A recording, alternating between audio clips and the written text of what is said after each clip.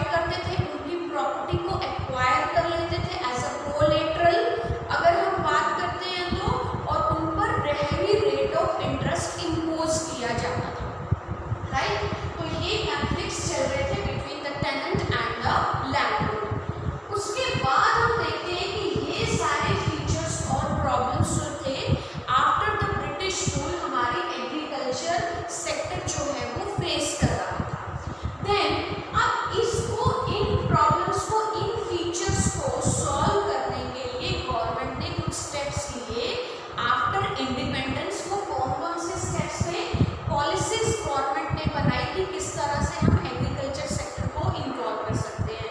सबसे बड़ी प्रॉब्लम थी कि 75% of the people were involve in the agriculture sector. तो गवर्नमेंट के सामने एक ये भी सिचुएशन थी कि अगर हम और दूसरी अपॉर्चुनिटीज को जनरेट करें तो जो प्रॉब्लम हमारे पास यहाँ डिस्गाइज एम्प्लॉयमेंट की आ रही थी उन लेबर को हम शिफ्ट करके किसी और जगह पर लगा सकते थे, जिससे कि यहाँ पर ये प्रॉब्लम भी खत्म हो जाए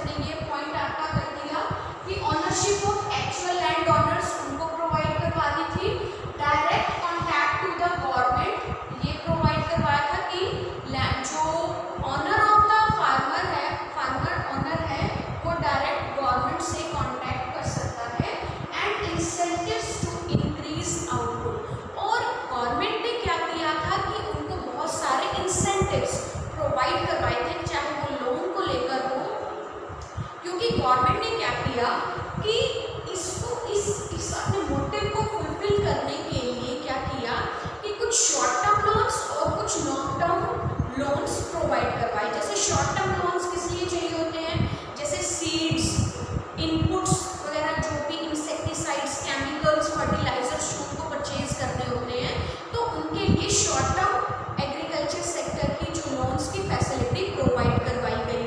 और जो लोन्स हैं जो हाई लेवल पर, जैसे लॉन्ग टर्म के लिए लोन चाहिए होता है, जैसे कि कोई एसेट लगाना है, कोई ट्रैक्टर, थ्रेशर, कंबाइनर, क्योंकि इनकी कॉस्ट ज़्यादा होती है तो इनके लिए लोन भी उसी के अकॉर्डिंगली चाहिए होता है, तो उनके लिए भी लोन अलग से अरेंज करवाया गया।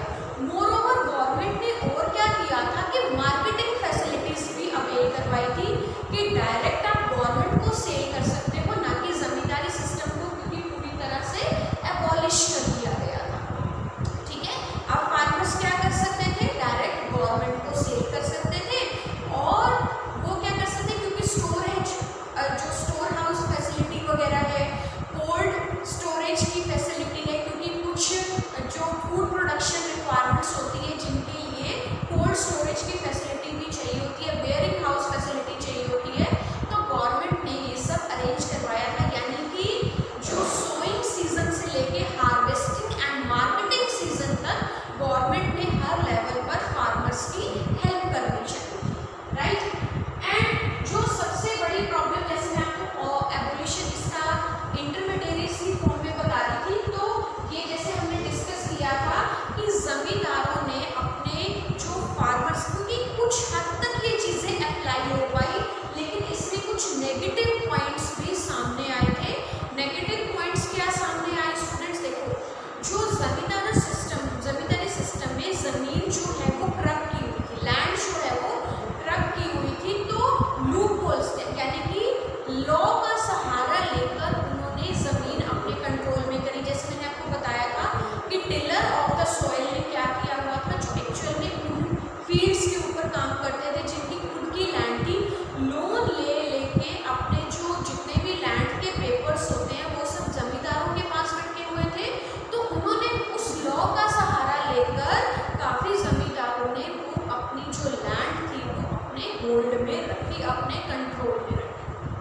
ठीक है, तो ये सामने आया था, और उन्होंने सेल्फ कल्टिवेटर्स की, हम ही इस ज़मीन पर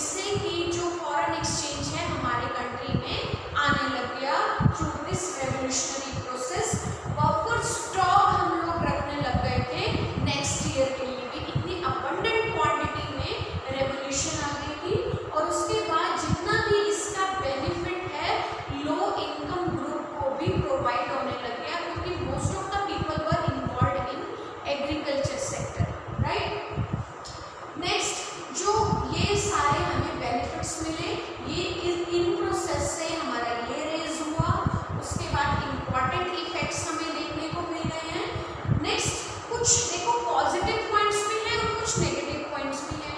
नेगेटिव में देखते हैं हम कि अगर जो रिस्क पेस्ट अटैक का सबसे ज़्यादा रिस्क होने लग गया क्योंकि प्रोडक्टिविटी रेस हो गई थी, तो ये सबसे एक नेगेटिव पॉइंट सामने आया, risk of increasing the income inadequately. Students देखो, जो भी नई टेक्नोलॉजी आती है सबसे ज़्यादा फायदा तो उसका रिच सेक्शन के लोग ही उठाते हैं। पुअर को भी फैसिलिटीज़ मिलती हैं, उनकी सिचुएशन जो है पहले से बेटर होती है, लेकिन ज़्यादा बेनिफिट किसको मिलता है? ज़्यादा बेनिफिट रिच सेक्शन के लोगों को मिलता है क्योंकि वो टेक्नोलॉजी को ईजिली अडॉप्ट कर सकते हैं। ठीक है, वो सब चीज़ों को पहले से ज़्यादा परचेज कर सकते हैं। तो ये चलता है। तो इसके लिए भी गवर्नमेंट ने क्या किया कि उन सेक्शन ऑफ सोसाइटी को ऊपर उठाने के लिए जो है वो loan provide, special loan provide करवाने स्टार्ट कर दिए ताकि जो लो इनकम ग्रुप है वो और ज़्यादा रेज हो सके, अपनी सिचुएशन को, स्टैंडर्ड ऑफ लिविंग को, क्वालिटी ऑफ लाइफ को और ज़्यादा इम्प्रूव कर सके। राइट, तो यहाँ पर तक हमारा ग्रीन रेवोल्यूशन का था स्टूडेंट्स।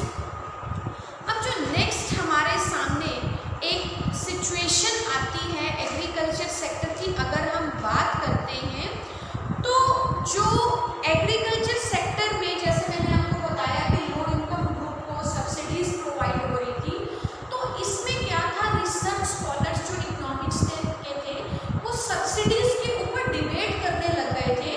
कुछ फेवर में थे, कुछ अगेंस्ट में थे। राइट, तो फेवर में क्यों थे कि जो पुअर सेक्शन के लोग हैं उनको हेल्प होगी और जिसकी वजह से फार्मिंग का जो प्रोसेस है वो भी रेज हो जाएगा। राइट, लेकिन क्या था कि अब अगेंस्ट में लोग क्यों थे? वो कहते थे कि नहीं, इसका बेनिफिट सबको नहीं मिलेगा, रिच सेक्शन के लोग ज़्यादा फायदा उठाएंगे। तो इस वजह से ये कॉन्फ्लिक्ट चलता रहा, लेकिन गवर्नमेंट ने जो पुअर सेक्शन की हेल्प है वो करनी ही थी। राइट, तो इस तरह से हमने एग्रीकल्चर सेक्टर को स्टडी किया। ओवरऑल कंक्लूजन में हम ये लोग कह सकते हैं कि जितनी सिचुएशन एग्रीकल्चर सेक्टर की पहले वर्स्ट थी, गवर्नमेंट ने जो ये सारे टेक्निक्स अप्लाई किए हैं, इन टेक्निक्स को यूज़ करते हुए जो रेवोल्यूशनरी प्रोसेस हमारे सामने आया है, that is the notable, that is super reforms जो गवर्नमेंट ने स्टार्ट की थी, जिसकी वजह से ग्रीन रेवोल्यूशन आया और हमारी कंट्री जो है वो सेल्फ एफिशिएंट बनी और मार्केटेबल सरप्लस की वजह से फॉरेन एक्सचेंज भी हमारे कंट्री में उसका भी इनफ्लो होना स्टार्ट हो गया। राइट, तो स्टूडेंट्स ये एग्रीकल्चर सेक्टर कंप्लीट है कि किस तरह से एग्रीकल्चर सेक्टर में डेवलप। राइट, तो नेक्स्ट क्लास में हम करेंगे इंडस्ट्री से रिलेटेड। अभी प्राइमरी सेक्टर से रिलेटेड हो गया, नेक्स्ट क्लास में हम सेकेंडरी सेक्टर से रिलेटेड करेंगे, दैट इज इंडस्ट्री में कौन कौन सी रेवोल्यूशनरी